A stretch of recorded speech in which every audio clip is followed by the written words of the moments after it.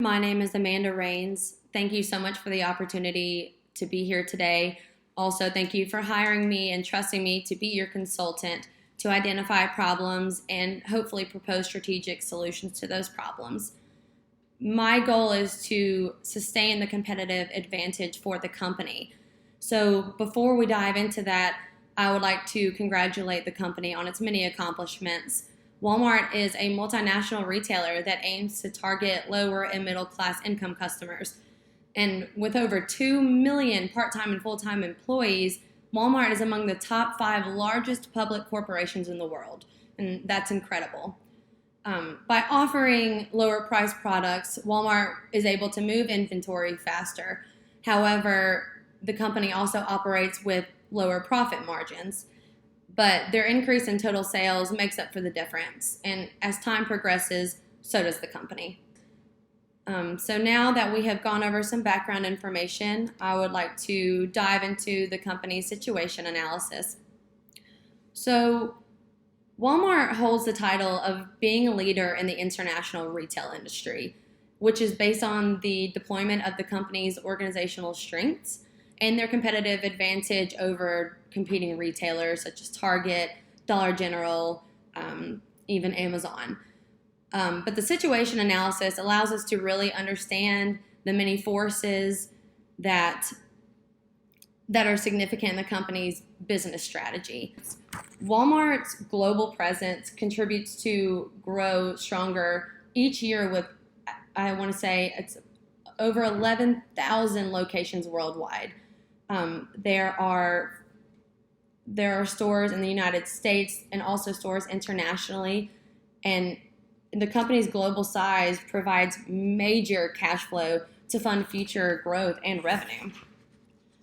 But with its everyday low pricing strategy, Walmart is also the #1 cost leader in the market. This is another major strength that the company has. It's based on Walmart is based on economies of scale. So that's why they have the ability to offer the lowest prices guaranteed. So although focusing on that cost leadership strategy is a strength, it results in thin profit margins. Walmart's associated with having an edge over their competition by offering the lowest prices, but this leaves a very small amount of funds for profits and other expenses. Aside from those financial weaknesses, Walmart also receives major criticism regarding its employee treatment, and this in turn results in high employee turnover. So externally, the company also has many opportunities that it should be able to dive into. The company has an opportunity to enhance human resource practices in order to develop competitiveness within the market. It holds a strong competitive advantage over its competition. However, several companies are working tirelessly to surpass Walmart's operations. There's many different ways that HR planning can improve your competitive advantage, because the primary goal of human resources is to create and sustain a workforce that meets the business needs. So also another opportunity is the fact that low-cost products render low quality sometimes, and Walmart has the opportunity to enhance the quality standards of its products. Unfortunately, the company faces 2 major threats, the first being aggressive competition. Another threat is online retailers. These retailers mainly include Amazon. Amazon is the #1 leader in online e-commerce. So large online retailers have the ability to attract and satisfy customers who prefer the convenience of online shopping. So Walmart really does need to continue to increase its e-commerce sales due to this major threat in the marketplace. The chain has been on an acquisition spree. The company's doing. I know that your company has started up Jet.com, the bonobo, smooth straw, things like that. So it's just really important to follow these key e-commerce strategies that the company has placed so far. There are 4 problems that Walmart is facing, and I have solutions for each. So I would like to begin with the company's external problems, and that includes tariffs and taxes.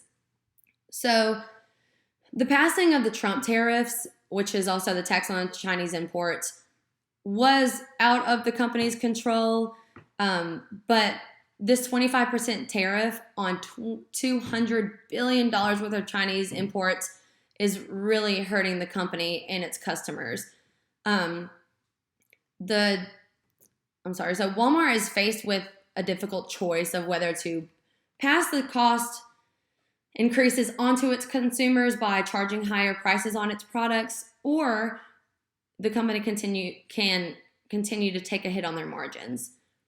So the effect of the U.S. tariff is measured by the company's distribution costs of its suppliers in Asia, and also the Chinese's retaliation tariff impacts the distribution of revenue. As you can see, this impacts the company's gross margin, stock prices, and revenue. So to Walmart stakeholders, so to Walmart shareholders, the company can handle the tariffs by allowing the company to operate with lower gross margin, and stock prices will not be that significant in change. But on the other hand, if the company charges higher prices to its consumers, future revenue growth will drop severely, and this is going to cause a major impact on stock prices. So my advice to the company and to its shareholders is to choose to absorb the increase in prices, and so in order to avoid losing its customers and avoid losing so much sales revenue over time.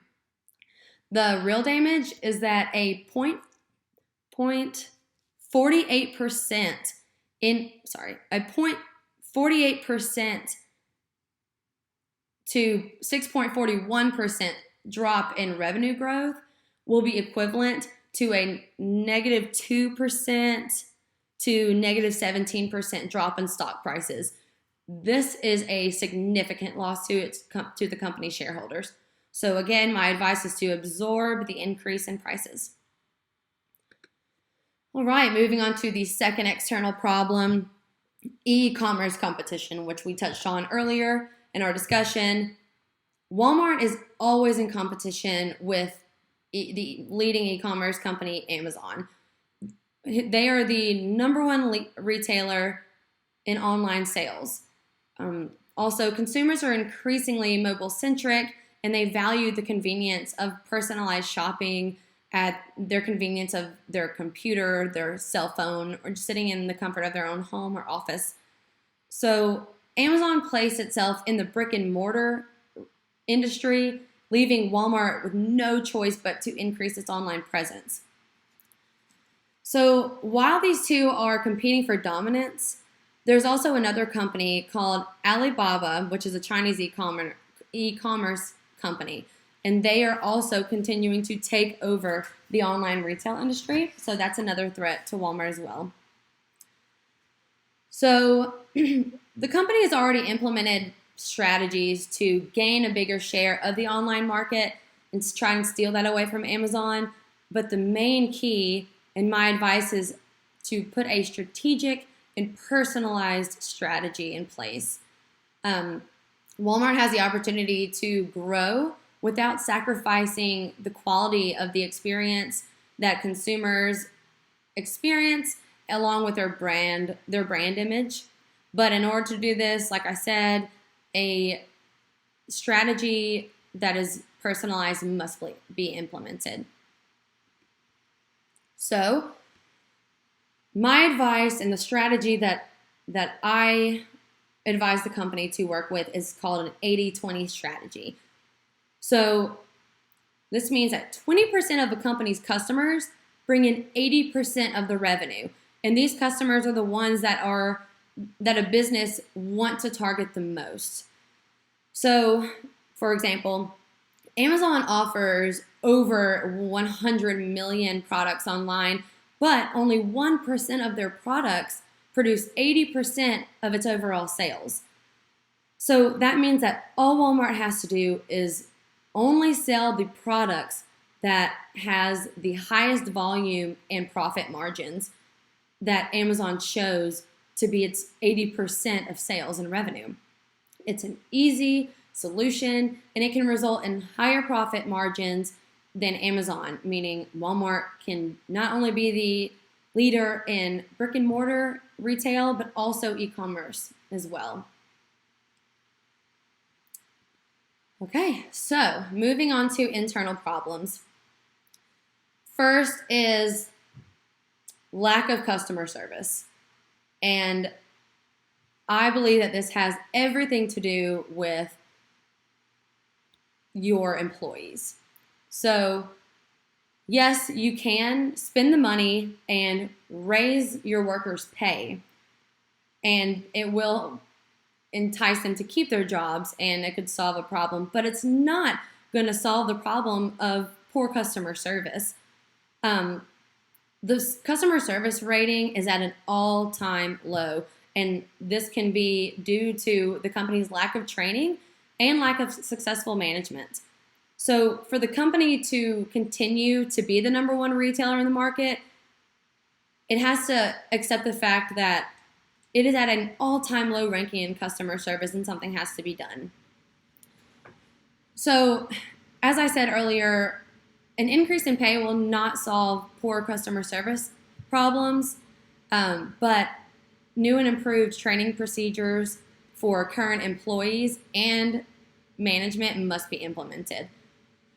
A current employee cannot effectively do their job and continue to train new hires when they are not even trained the way that they should be. Also, Walmart managers need to focus on ways to improve their workforce. As you can see, some suggestions I stated for the company to fix its customer service problem is by implementing new training procedures. Employees will keep their jobs only if they pass this new training exam.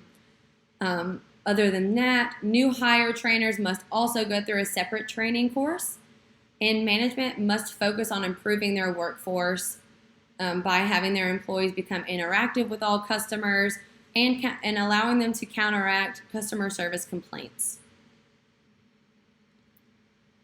So the last internal problem that I have for Walmart is their issue of maintaining a low price strategy. Walmart is known for its commitment to low prices, but the company is discovering that shipping the lowest priced products is making it tough to return a profit with e-commerce. The chain has begun to to provide higher price items online to sell to its employees. But investors are taking a hit on the stock market because of the low price strategy. So the company thought it would be a good idea to raise prices. But this is where you're wrong. Your customers are promised to be sold goods at the lowest prices. And when prices increase, customers become concerned, and it's causing your customers to spend more money, and this is not what your business model entails. Thank you very much.